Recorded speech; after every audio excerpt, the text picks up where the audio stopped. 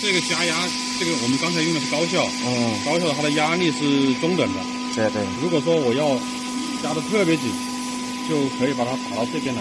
这边打到这边来的话，它就是这个挤过来之后，它还有1秒钟的时间继续施压，然后再去封口。这个排气呢，就是说，如果说这个产品我不要它压这么厚，我要让它压薄一点，对，压的更厚一点，更厚一点，可以调的。把它排气。这个，比如说啊，这个你这样，我这样，它是完全压死的，对不对？对对。如果说我打到排气的话，它可以，你看，它有个缝，有个缝隙。这个缝隙是通过这个银白色的传感器来调节的。来调节。你看我这边啊，走到这边来的时候，它灯亮了之后，它就不挤了。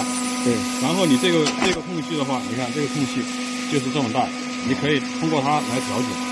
它的空隙就会变化，变小，往里面移，它缝隙就小。对，它是可以行，可以，它就是对山里工的好的，基本上没什么。